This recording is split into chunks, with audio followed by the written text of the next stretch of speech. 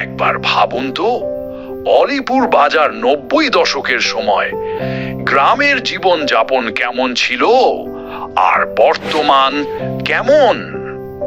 আসসালামু আলাইকুম, আশা করি সবাই ভালো আছেন।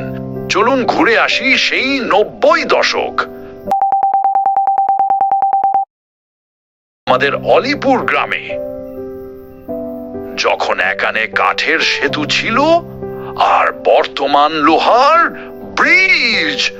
নদীর উপর এই ব্রিজের এপার ও ওপার দুটি ওয়ার্ড ৪ ও ৫ নং।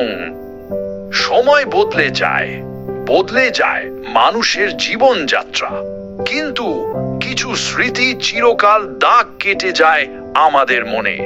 একবার ভাবুন তো ৯০ দশকের সেই অলিপুর বাজারের কথা।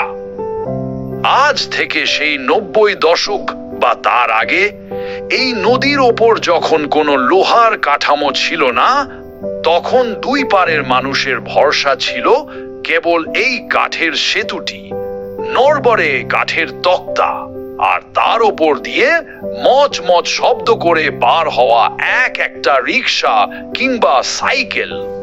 বর্ষায় যখন নদী ফুঁসে উঠত, তখন এই সেতু পার হওয়া ছিল যেন একটা যুদ্ধ।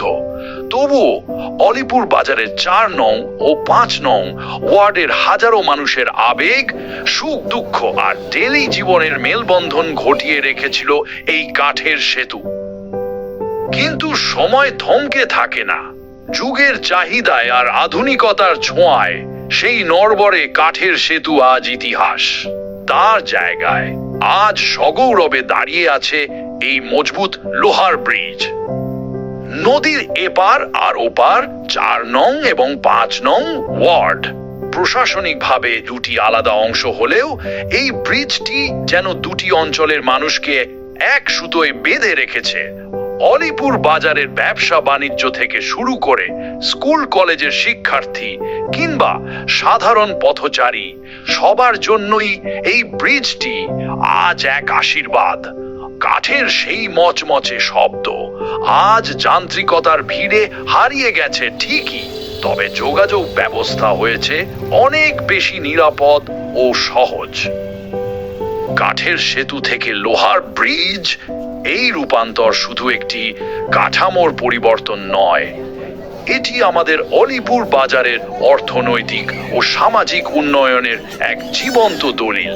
পুরনো দিনের সেই স্মৃতি বুকে নিয়ে নতুন গতিতে এগিয়ে চলেছে অলিপুর বাজার।